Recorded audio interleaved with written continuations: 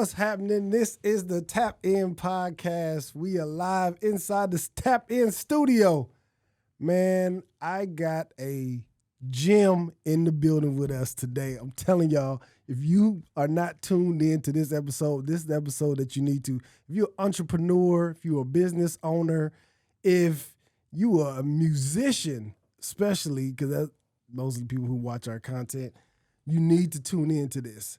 I got Miss Emmelie Delacruz in the building. How you doing, ma'am? I'm good. I'm excited. Yes. Thank you for tapping in with us. I appreciate you. Of course. Yes. Of course. I'm about to pour me up a drink. Do you want any? Listen, I'm still recovering from last night, like I told you. Okay. Shout out to our sponsors, Deception Whiskey, okay? This ain't your grandfather's whiskey. It got a little honey flavor to it, you know what I mean? So I'm going to pour me up a little shot here. Just makes conversation a little bit. You know what I'm saying? Just a little loose. Yeah.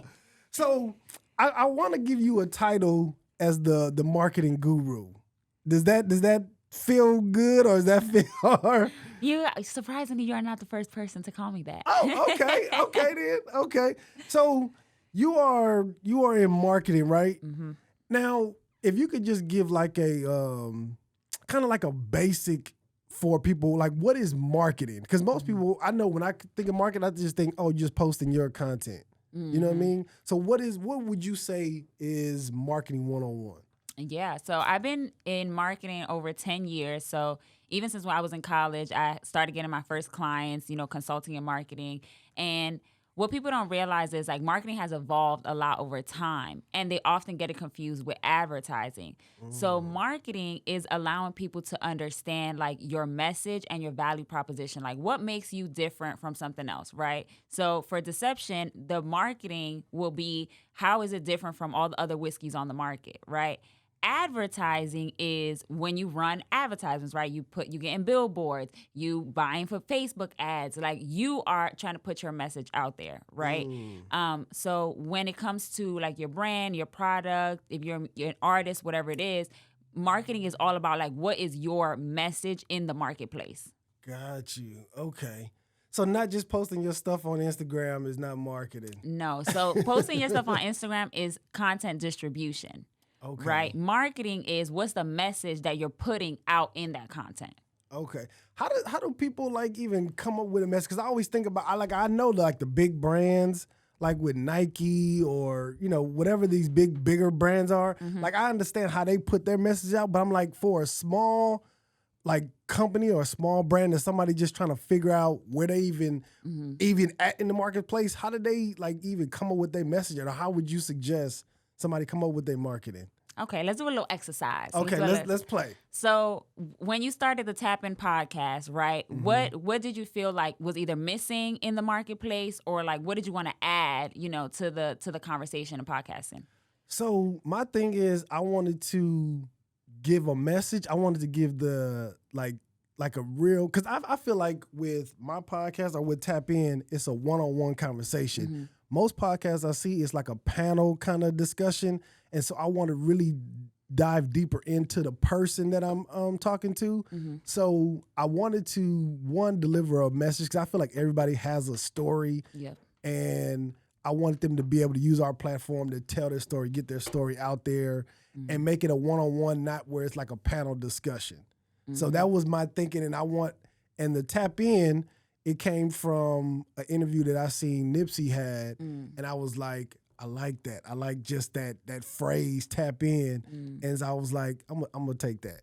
So that's where the name Tap In came from. Gotcha. But the thinking behind it was I want to really understand who I'm talking to and be able to get their story out there. Okay. So when we think about the Tap In podcast message, is that, right? It's you don't have to compete on a panel for attention, right? To get your message heard. Because I hate sitting on a panel and there's that one person that's long-winded and it's like, baby, it's 30 minutes, okay? Get it out so the rest of us can talk, okay? So that's one part of it, right? Like, hey, when guests are coming on, they know, hey, I don't have to compete for attention. I'm gonna be able to tell my story. I'm gonna be able to dive into, what I really want to talk about. So usually a brand's message is born out of like what they want to bring to the marketplace or like what makes them different. Sometimes it's just like what pisses you off, right? Like I've worked with brands where, so I worked with the Lip Bar, and Melissa Butler, who's a founder, she really was like pissed off that the beauty industry was so like toxic, right? So she was like, well, I'm gonna go and I'm gonna make vegan products, right? Tabitha Brown done popped off, right? You know, because it's like, well, all these seasonings are trash. I'm always having to concoct my own seasoning, so I'm gonna start my own seasoning line. So every entrepreneur always starts because it's like there's something missing out there, and they want to like fill that void. So that's all about, that's all your messaging is about. Okay. Do you ever see somebody that has a good product, but they marketing or their messaging is just every day? Because the problem is like people don't realize just because you're a good entrepreneur doesn't mean that you're a good marketer. Right? It's two totally different skill sets. And people think like, oh, well, I'm just so passionate about whatever. And it's like the pictures are looking crazy. Again, there's no message. I don't know what makes your brand valuable. I don't know what makes your brand different. I don't know why I should buy your product. Because you're just like, well, I just love my hair care line. And it's like, okay, girl, but there's 50,000 hair care brands out there. Like, what's the difference, Is it a special ingredient? Do you have a special process? Is it like your grandma's secret recipe that's gonna like bring my edges back after postpartum? Like, what is it that you're selling? And I think a lot of times we get so caught up in like, oh, well, I just have so much passion. And it's like, okay, but passion is not gonna pay the bills. Right. Damn right. And so I seen you don't even know this, but you've helped me already before you even came on the podcast. Why? How? Because I seen I was doing my research on you, right? And I seen you said something to the fact where you was like, people just post their stuff on Instagram, but you have to think Instagram is just a room, right? And you're posting your content in that room to the same people versus posting that same content to different rooms, and you get a bigger, I was like, and like a little light bulb went off, and I was like, okay. So now you make me look at Instagram a whole totally different way and how I want to structure. And I can put that same content that I'm already putting in this same room, I can start putting it in different places. And I was like, okay. Yep. Yeah. And the thing too, like, the same way you have different rooms in your house, right? Like your bathroom is different from your bedroom, right? Instagram is different from TikTok. It's different from Pinterest. It's different from YouTube. It's different from Twitter, right? It's different from SoundCloud, right? So you have to also treat each platform differently, right? Because you don't, I don't know what you do in your house, but it's like you don't go in, like the way that you go into the bathroom is not the way that you go into your kitchen, right? Like you're not brushing your teeth in the kitchen sink, So it's also like when people think like, okay, I'm just gonna shoot one piece of content and I'm just gonna blast it all over the place, right? That's what we're told. Just repurpose your content, just post it. And it's like the way that a YouTube video lives, that's long form content, is not gonna thrive on a short form platform like Instagram or like TikTok, right? And my boy Mahdi, he had a very good explanation where he basically was like, on TikTok, people are going to like discover content. Like you're not really following anybody on TikTok. Like you're just more so coming across content versus on Instagram is where you go to keep up with people that you already know. Right. People that you follow, people you already know, where you kind of like building relationships. So when you think about it that way, it's like the content that you put on TikTok, you need to understand that it's like people are strangers to your brand, right? They don't know who you are. So you have to do a lot more introduction. You have to give the backstory. You gotta put them on game versus like on Instagram, it's people following you. It's family, right? So it's like you could keep them updated. You could, post clips of the show, etc. But it's like if you posting on TikTok, it's like, okay, for the podcast or if you're an artist, you need to constantly like introduce yourself because you don't know who's gonna come across what post. Yeah. And I think that's when I'm making a mistake because I try to repurpose our content, but I put the same clips and I try to just give them like a little Costco size sample of the full podcast. But I put it on Instagram, put it on Facebook, I put it on TikTok. It's like, how do you keep up with, or I ain't gonna say how you keep up with, but I understand what you're saying now. The messaging for TikTok is different from the messaging because I feel like I should be putting longer videos on my Instagram versus on my TikTok or longer videos on my Facebook. You know what I mean? And so I need to like, How does somebody get in contact with you if they want to? I'm sure my Instagram handle and website and all that will be in the show notes. So they can definitely hit me up. But my website is One Day CMO. So it stands for the word day, and then CMO, which is Chief Marketing Officer.com. So you can find me there. And of course, Emmelie Delacruz on Instagram. I'm not even about to stress y'all out with the spelling. Just go to the show notes. Just hit the description on YouTube. Because we don't got time for all those letters. Yeah. So let's get back into your background. So how did you even get started in marketing? Because I know like marketing is like a real vital piece of every business, but I wouldn't even think to even pursue that. You know what I mean? So how did you get started in marketing? So I'm Dominican and Puerto Rican, and growing up, the biggest thing when you're Hispanic, and I'm from the Bronx, so the biggest thing when you're Hispanic and you grew up in the Bronx is you gotta make it out the hood, you gotta marry well, or you gotta go to school and get a good job. So I had always been like a great communicator. Like I loved writing. Like English was always like my favorite class in school. So when I was like kind of researching careers, I came across public relations, right? And PR, publicists, like they're behind the scenes, they're getting people, put on, they got people tapping in, right? But when I got to college with Instagram and Twitter and all that, like being released, the publicist's job kind of changed, right? It was like, you don't need a press release to break news anymore. Like you're not calling up the news station or the radio like, hey, trying to get on. Now you have control of your own messaging, right? You could just get on a platform and broadcast your own message, drop your own news, drop your own announcements. So when I got to college, I kind of transitioned into just studying marketing because I saw like public relations, sorry publicists, was kind of like a dying industry, right? Like it wasn't necessarily dying all the way out, but it was just changing so fast, right? So I just started, kind of studying like sales psychology, behavior, buying cycles, like what makes people buy certain things, right? So you ever go to the store and you see like something is like $7.97 or $5.99, is because your brain thinks that $5.99 is cheaper than $6, right? It's like, oh, it's a deal. It's not. It's the same. It's a penny difference. But that's why you see people price stuff at $9.97, $1.40 or $14.97, whatever, because it's like, oh, it's not $1,500. It's almost $1,500, but it's not really. So I started studying all of that, and I just started working with small business owners. I worked for large tech companies, then started consulting, and now I'm here. So it was just all kind of planned, if you will. But I've learned that sometimes God is going to shift you in different directions, and you just have to like go with the flow. Like, I thought I was going to be in fashion, and I saw what they got paid, and I was like, absolutely not.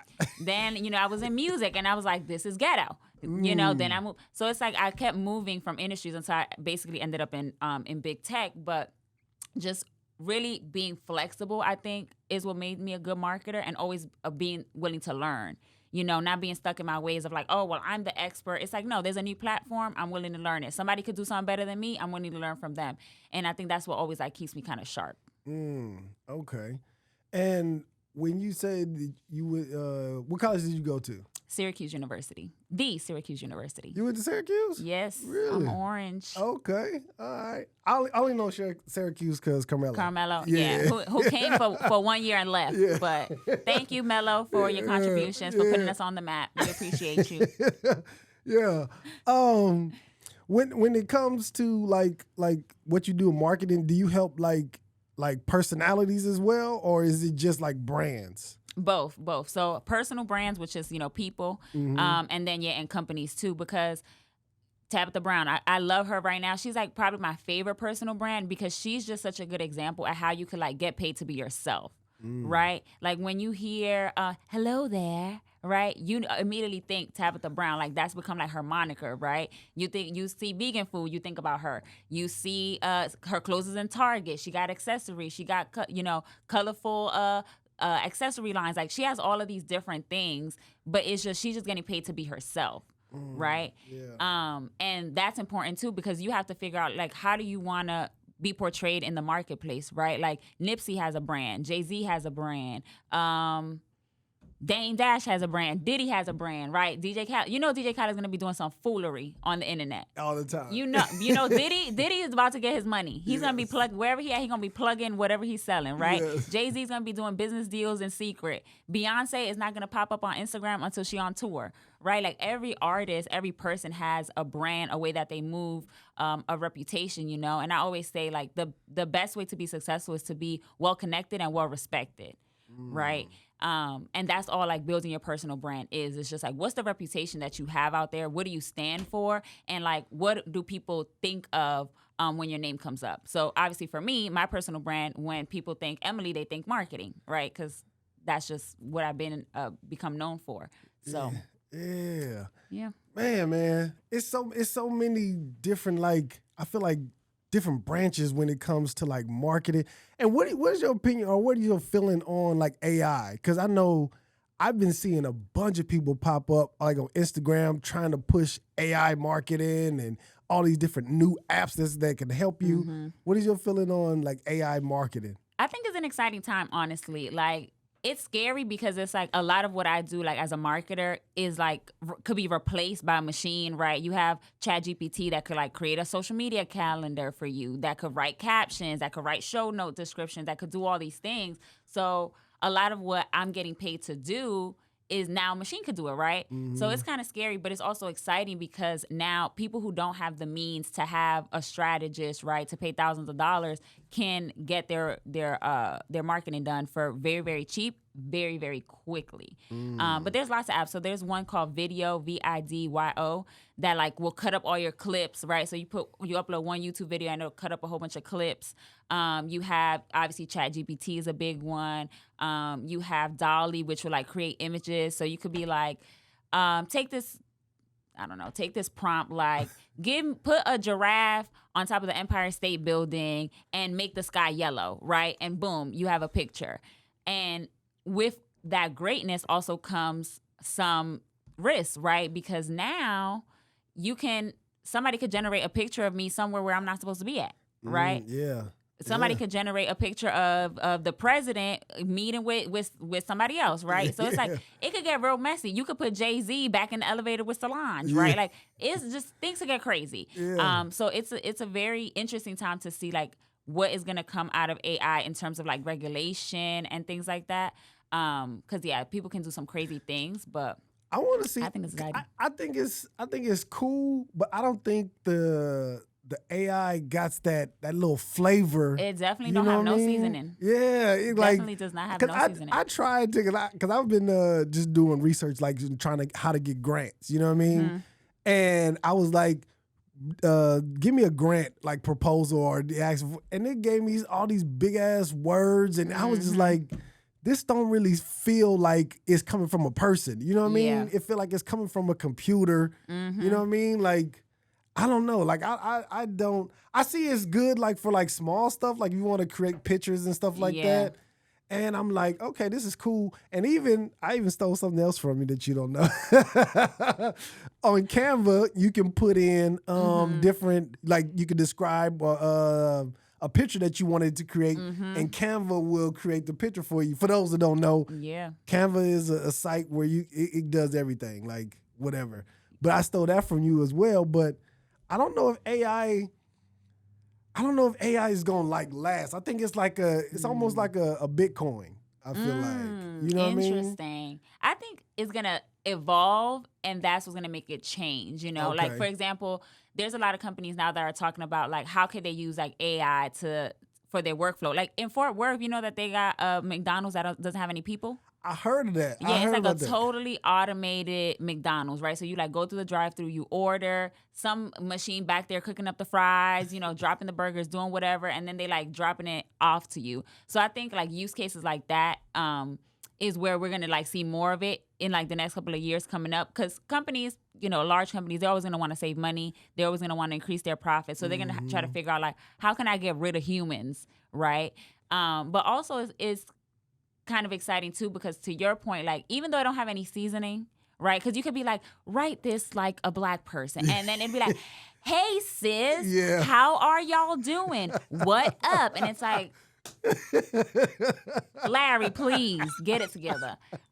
So even though it doesn't have like that, that vernacular of the slang or like, how we talk, it's still like a good starting point. I feel like nothing is more intimidating than a blank page. Nothing is more stressful than a blank page. So even if you have like at least a good starting point and then you can add your own, flavor and edit into it, it's a good starting point. But yeah, I definitely encourage people to test it out, play around with it. Tools like Canva, Notion. There's a whole bunch of tools out there that you can like use different AI tools for.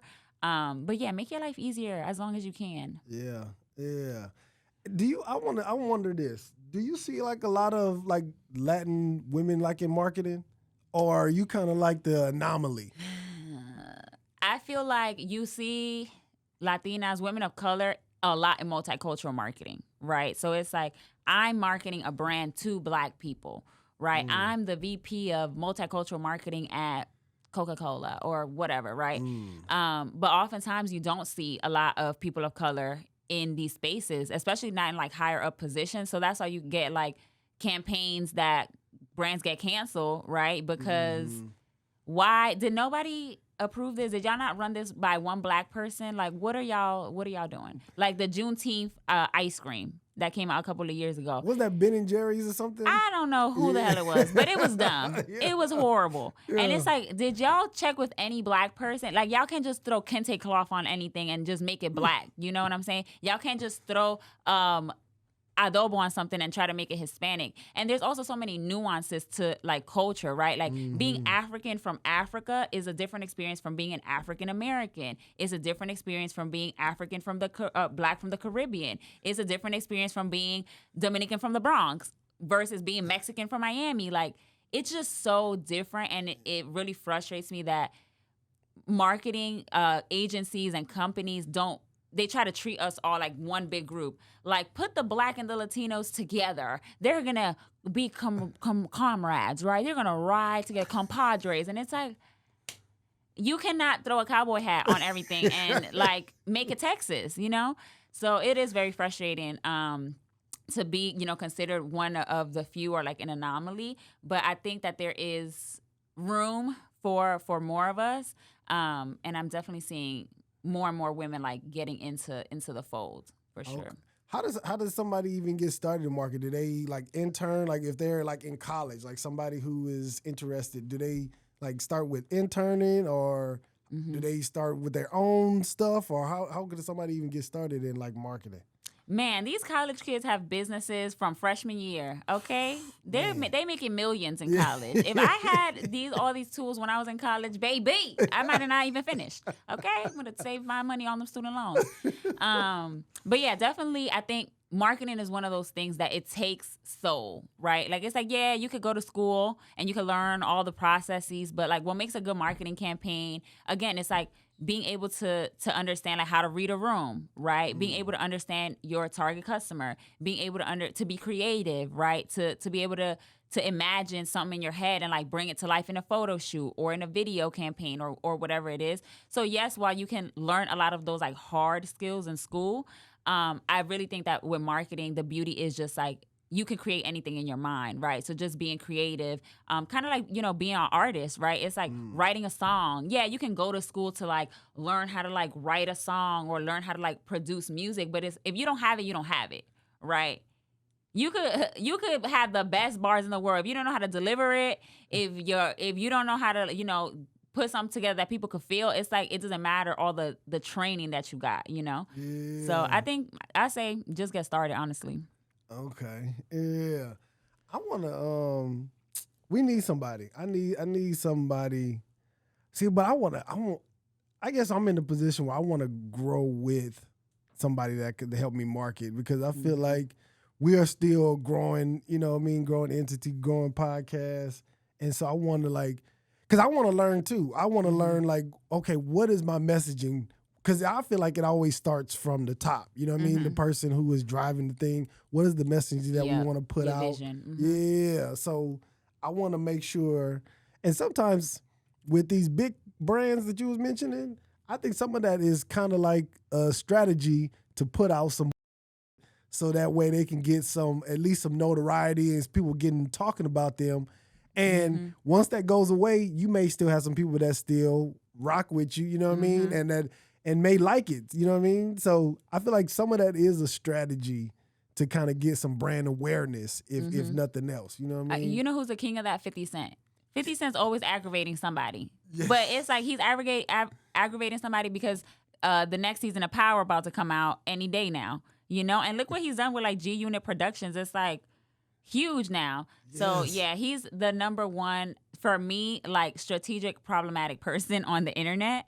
But if you think even to like the Breakfast Club, right? Like people go on there and they clips go viral because they would just be on there saying any old thing, stressing people out. So yeah, it definitely is. People right now are more focused on like, you know, getting seen and getting heard. So however that is going to happen, they're going to do it, you know? Mm-hmm. Yeah. And I even see 50 Cent, like I see him kind of molding or shaping Michael Rainey Jr.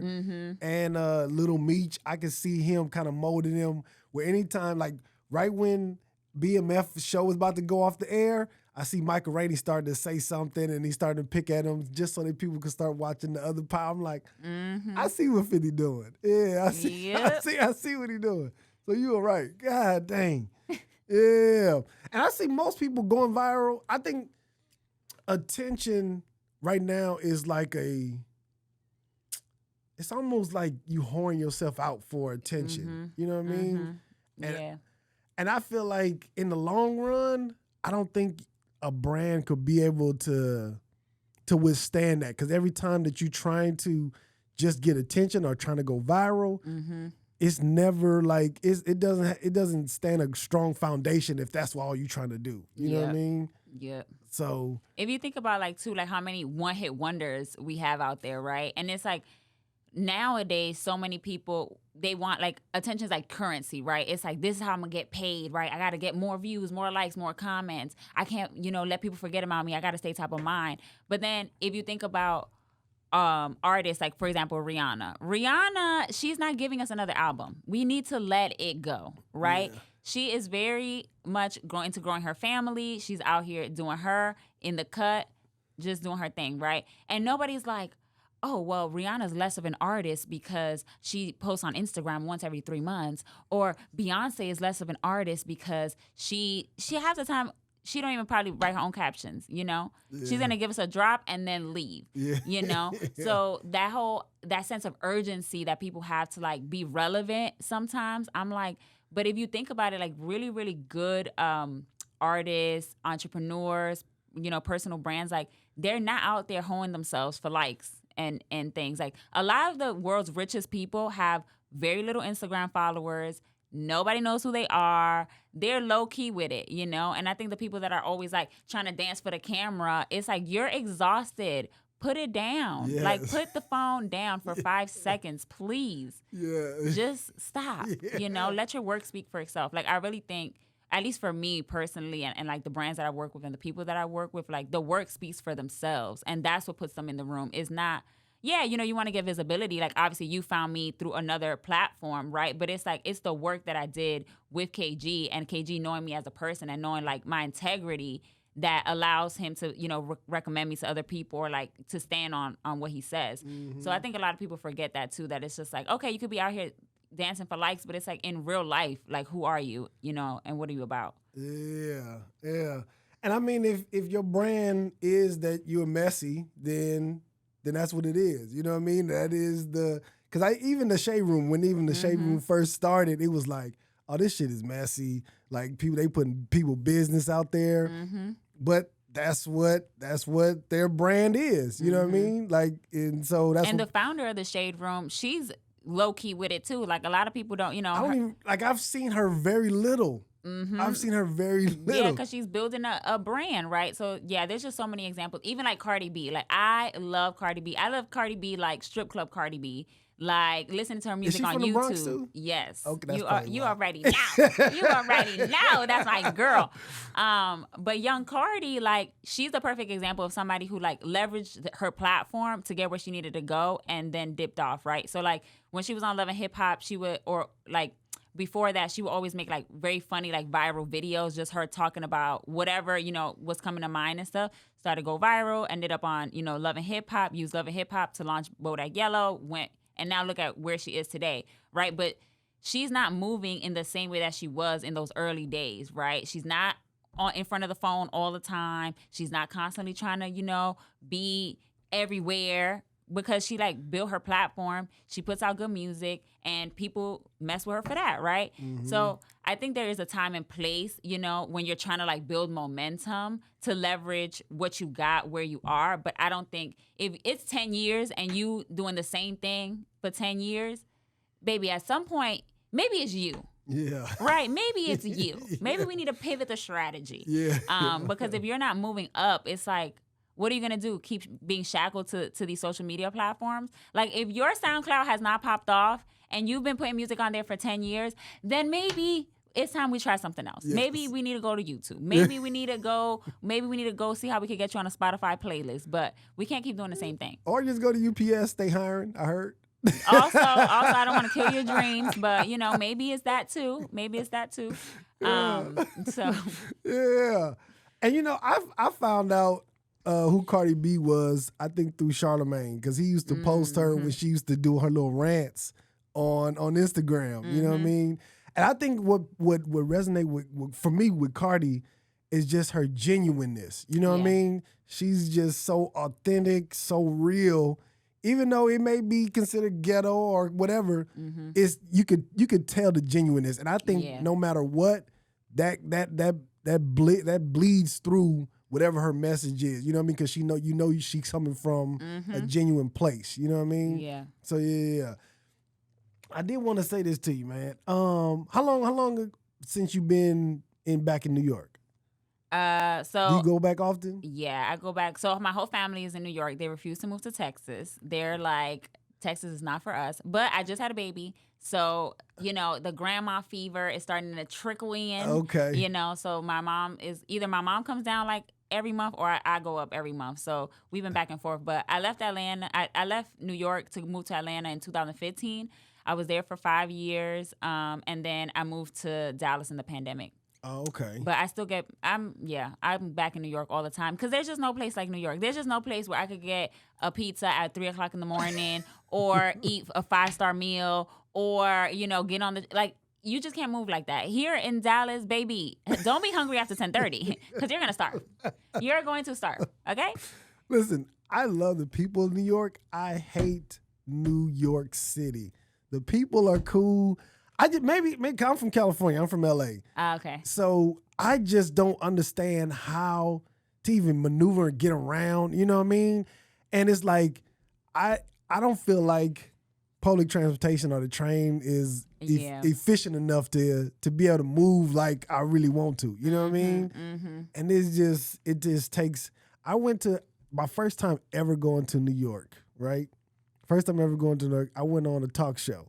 Okay. And I'll tell you the backstory on the talk show. But I stayed, they put me in a hotel for 2 days.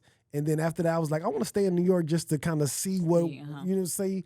And so I stayed a total of a week. I ended up staying, this is back in the day when Craigslist was like the go-to to find shit. And so I went on Craigslist, rented a room from somebody in the Bronx for 3 days. Went to the Bronx, stayed and rented a room from somebody.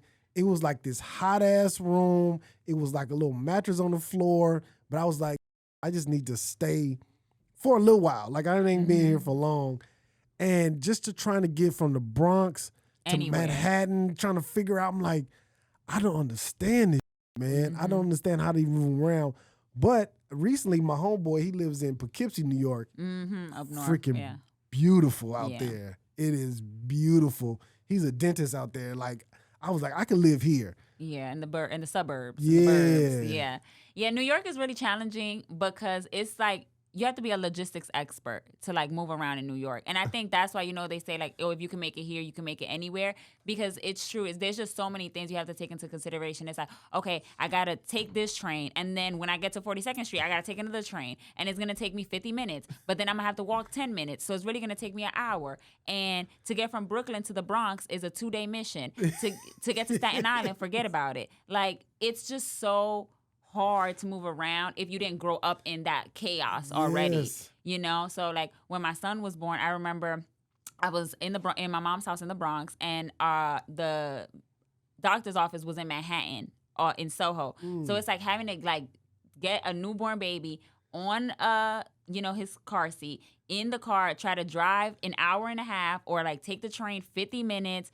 People, then you get on the train, it's showtime, they want to perform, they selling candy, they trying to convert you to Christianity. It's just so much going on, right? Yes. But I think it's a special experience because, again, I think it just helps. Now that I live in Texas, it helps me like just manage and navigate situations so much better because everything is slow compared to New York. Oh, yeah. Right? Yeah. So it's like, if I can do all of that every day, going to school, going to work, it's like, this is easy. Traffic on 30, that's a breeze. Yeah. When people say it's traffic right here, no, it's just a little bumper, but then we're going to get right through it. Like, it ain't that big of a deal. But yeah, I trying to just navigate. And then because to me, coming from Texas, right, and LA, it's like, LA traffic is ghetto. Listen, I'm so glad. Ghetto. Yeah, it is. And then it's like you just stuck in the traffic because there's no other option, right? So it's like you're like, oh, I don't want to mess with the train, but it's like sometimes the train is a good idea because why are we all sitting on the street? I don't see, and I'm used to that, so I know how to like go back streets in LA. You know what I mean? I know how to navigate the back streets and you know what I mean, all that. But what is it, on La Cienega? La Cienega, yeah. I'm always cracking up because there's so many streets that have like Spanish names, but y'all say it totally different. La Tierra, La Tierra, La Cienega.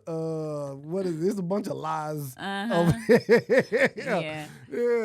But damn, I forgot what I was saying. Just trying to. I feel like in New York, I feel like everybody's a hustler in New York. Like everybody is. Even when I went to Hertz Rent-A-Car, trying to rent a car in New York, it was like in this little ass parking garage. I had to drive around in a circle in the parking garage. And when I came, I was like, this don't even seem like, it seemed like somebody running a scam at Hertz over here. Like, I don't even trust this shit.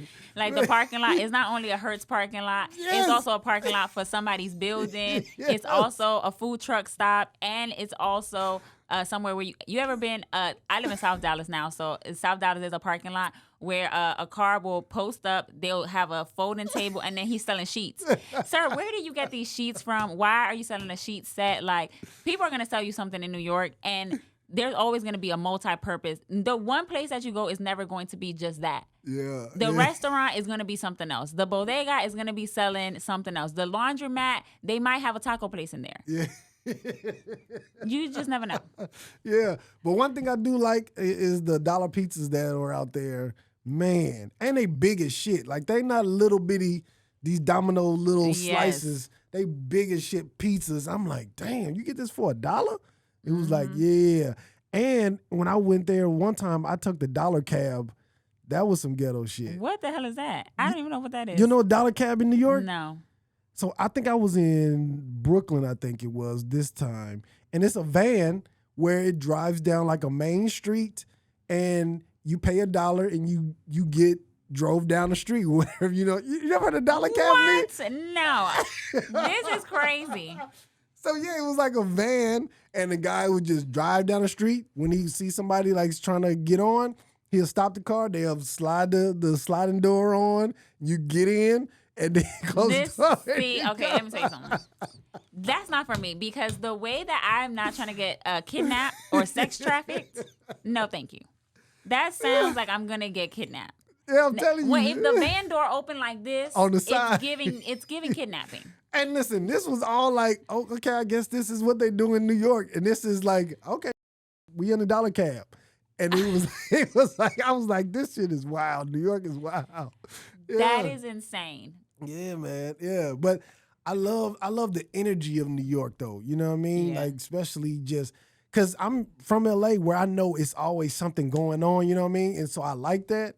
And so New York is like, you know what I mean? It got that kind of flavor. Yeah. You can hear music from people outside, you know what I mean? It's just a lot of energy, which I like. Yep. Coming here, like I hardly ever see people outside. Like, you know what I mean? Nobody's walking. There's no sidewalks. Yes. I'm like, man, okay.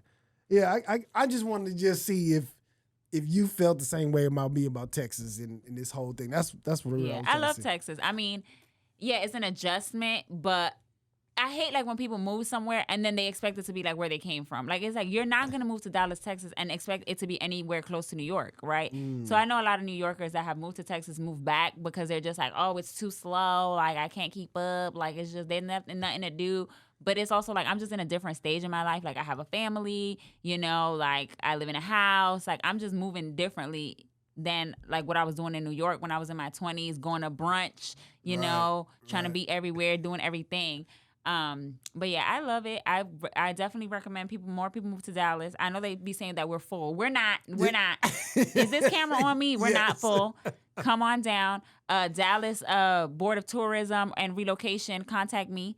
I'm the ambassador for relocating to Texas because I just think there's just so many opportunities here. It is. I just think there's just so much room to grow. Like in New York, it's hard for people to make it, right? Because there's just so many people there trying to make it, right? Even in Atlanta, like you couldn't step outside and not meet an entrepreneur, not meet, you know. But it's like here, there's just so much opportunities for like content studios, podcast studios, you know, lash techs, hair, like all of that. There's just so many people here in this big ass metroplex that it's like, why not take advantage of those entrepreneurial opportunities where you can build something and be known for that versus like going into a market where all of that stuff already exists. You know? Yeah. 100%. And you said, I remember you said you have your company is called One Day CMO. One Day CMO. Mm-hmm. Is you guys have a team? Are you guys hiring? Are you guys looking for like up and coming people that want to get in like PR, or what does that look like? Yeah, so I have a team because I run an agency. So I create the strategy and then my team executes the strategy. So we have like copywriter, graphic designer, web developer. So yeah, I'm always looking for creatives to do different campaigns and things like that. And also what's important too, I think, is just like training, right? So like I love to work with folks and just, you know, if it's an internship opportunity or something like that, helping folks get started, because it's hard to get experience when nobody wants to give you a chance to get the experience, right? And to make the mistakes and things like that. So I do a lot of like speaking and training and stuff like that on marketing, because I think it's important to allow people to have their shot. Like somebody took a chance on me, right? When I was 19 years old, and I wouldn't be where I am today without that. So totally, open to that. Okay. All right. Are you the only one like in, I want to say like, I guess your immediate family that took this path, or do you have somebody that was like, hey, you need to get into marketing? No. So my whole family they're all social workers. They want to help the people. You know, my mom has been at her same company for like 15 years. My aunt, same thing. She's a social worker. She works with the undocumented population. My mom works with HIV/AIDS population. And then I have a cousin who also, she works in Puerto Rico and she's a social worker. And every day, I remember growing up, my mom and my aunt would come home just like telling me, you know, what was going on with their cases, right? Like, you know, I just had to remove this child from this family because of XYZ, or, you know, this is going on, or, you know, and it's just like growing up constantly hearing the amount of stress that they had and the amount of like problems that they had to bring home. I was just like, it's giving never for me. I do not want to be in any type of situation or any type of career path where I have to constantly be stressed, right? So that was one thing. And then two, growing up in the Bronx and growing up poor, like it wasn't like, oh my God, like, you know, I didn't have anything to eat for days. Like it wasn't that, but it was like, you know, my friends was wearing Jordans and I was wearing, I don't know, some yeah, exactly, K-Swiss, you know, trying to like keep up. And I never could quite keep up, if that makes sense, with a lot of my other friends. So I always like had kind of like that chip on my shoulder, and I knew like I have to be rich, like I have to make a lot of money. Like there's just no way that being lower class or like lower middle class was gonna cut it. I'm like, I need to be up there, okay? I need to be what y'all make in a year. Like I want to be paying that in taxes, and quickly I realized like, okay, well, what are the industries where people are making a lot of money, that also like I could use my skill sets, and because I love to run my mouth, and again, like I love writing and communications, like marketing just seems to be, the best fit.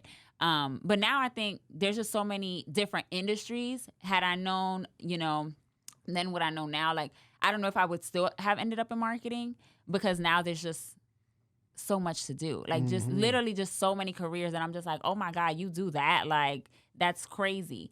But yeah, there's nobody in my family that was particularly entrepreneurial or in marketing. I would say, well, my grandma's a big entrepreneur. My grandfather too, he's a contractor. So I saw him like run his business when he was younger, before he retired out. My grandma, so in Puerto Rican culture, we make this thing called pasteles, which is basically like green plantain with like meat inside, like kind of like a meat pie, if you will.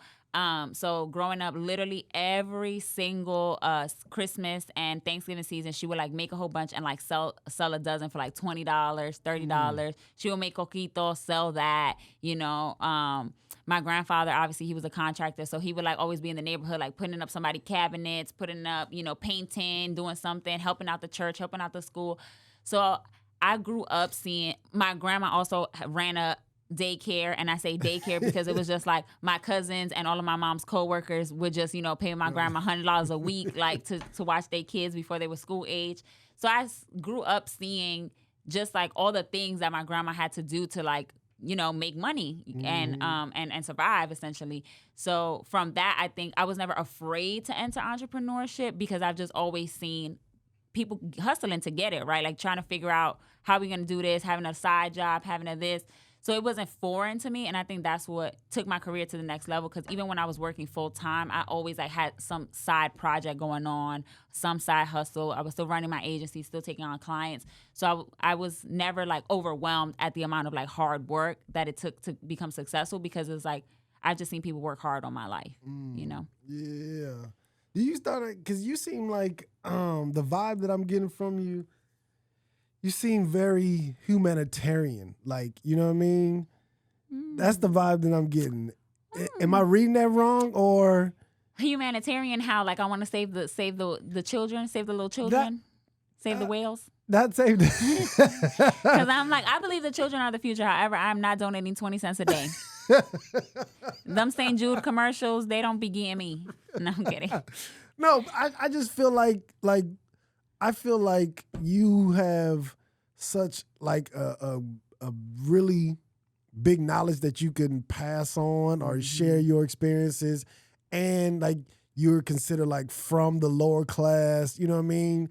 That you can just pour into like little kids, and I just got that feeling or that spirit like where you really, I can see you talking to like and taking on a bunch of little Latino girls, little black girls to like a little camp for the summer or some shit. You know what I mean? Yeah. I can see you doing One something of my like dreams is to open up, like do some sort of like workforce development or like a training or a school or something like that. You know how they have like schools like, you go get your CDL license or become an esthetician. Like I would ideally like love to open up like some sort of training program to help people like become marketers and like virtual assistants and all that. Like basically like supporting entrepreneurs, like entrepreneurial support staff. But yeah, I mentor. So I have a mentee. She's been my mentee since she was a freshman in college. Now she's 28, maybe. Baby girl is she literally is traveling between London, Nigeria, and Texas. What? On different projects.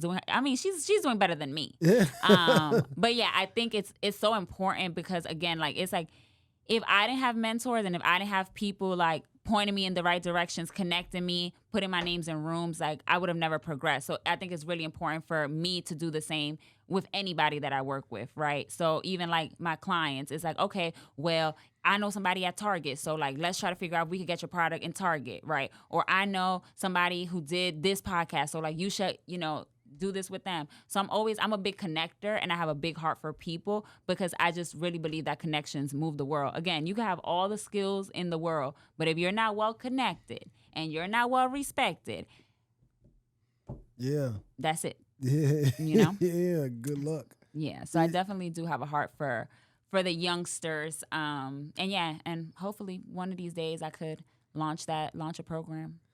Yeah, I feel I like might have to get with you, figure out how to get some grant money.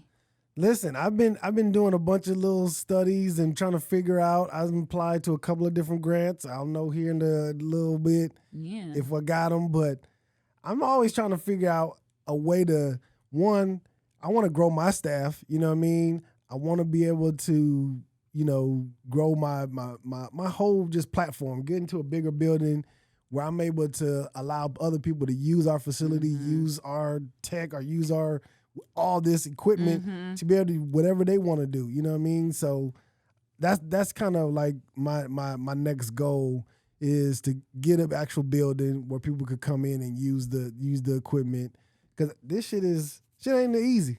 This shit ain't easy, and it ain't inexpensive. Right. It is definitely not cheap. These microphones alone be costing a couple $100. Yes. So yeah. Where do you see yourself like growing like in the next 5 years?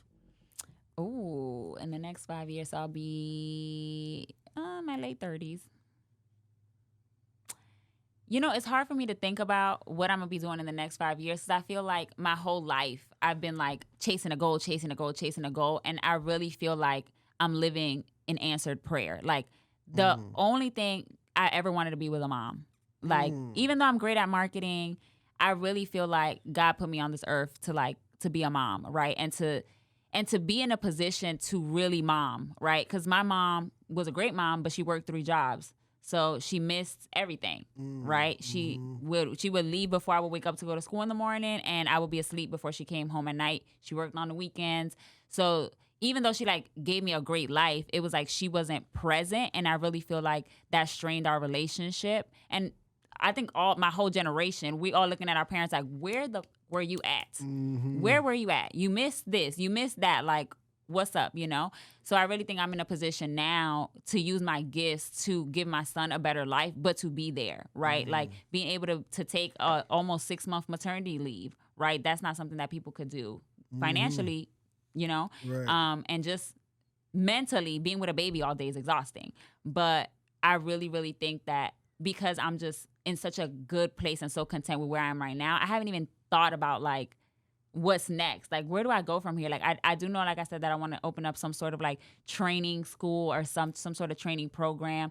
I really see myself like serving entrepreneurs instead of serving clients. So right now, my clients pay me to do marketing. Eventually, I want like a company or a government or to pay me, and then I could provide my services for free, or I could teach for free without the entrepreneur having to pay me, because it's hard. It's not cheap at all. But definitely maybe having another baby. It's giving big family. It's giving. I'm an only child. I'm my mom's only child. Okay. My dad has 7 kids, so I do have other brothers and sisters. But growing up, it was just me, and it was whack. It was lame. So I'm like, okay, I'm not gonna do that to my baby. But yeah, definitely in 5 years, I'm going to just be killing it in like motherhood, figuring out how to, pass on what I know to the next generation. Because respectfully, I'm trying to retire. By 40, I'm trying to be out the game. I'm trying to be living somewhere. I have a house. Hopefully my house will be paid off. My car will be paid off. And I'm just out here showing up where I need to and where I want to, not because I have to. Because, yeah. This whole like, I have to work for money is ghetto. Yeah. It's ghetto. It's ghetto. Yeah. How old is the baby boy? He is about to be 5 months. Okay. All right. So real new baby. Yep. He was born in January. So so my last client I'm never gonna forget was December 17th. That was like my last client call. And now I'm starting to like creep back in on a couple different projects, but definitely not full force how I was like doing before. But yeah, my little munchkin. Has motherhood, has it calm you down, or has it really brought out the really fire in you? Mm-hmm. So, yeah. So, like, for example, these last 2 nights, so I'm, like I told you, the curator for a tequila brand here in Dallas. And part of my job is to host artists, DJs, musicians, that are either from Dallas or come in town. So last night I hosted DJ Wayne and Vito. And it's like, I have a baby. So it's like I'm at the club, then I'm getting home from the club, my baby's breastfeeding, then I'm getting up at 8 o'clock in the morning because homeboy doesn't believe in sleeping in. So it's like, in a season where I thought I was gonna be exhausted and depleted, I'm just like, okay, what's next? Where we going? What we doing? I'm here. I'm there. I'm everywhere. Because again, I feel so much joy that I feel like that joy gives me energy. If that makes sense. I think so many people, when they're like passionate about something, like they don't care about sleep. They don't care about nothing. Right? It's like we're just gonna get to it. So I don't think motherhood per se was the thing that like lit the fire under me. I think it was just being at a place where I'm so content and I'm so happy and I don't have any worries in the world. I think gives me so much room to be creative and to expand and to grow, because I'm not like miserable, with my baby. Yeah. I know we just had I just had another baby during the pandemic. How many you have? I got 4 total. I got a set of twins. Oh, shit. Jesus Christ. I got a set of twins. I got my stepson, and then I got my little baby girl. Okay. So yeah, I got 4. And I know during the pandemic with her, the baby girl, she is like, it's so crazy to even think, like, dang, just during the pandemic, she was just born. Now she running around walking, talking, telling us what she want, what she don't want. I'm just like, man, that was just not too long ago. Like, the pandemic don't seem that far long ago. But just seeing her, like, man, yeah. And I think for me, having her, because I wasn't in the house with my twins, you know what I mean? Those were my first.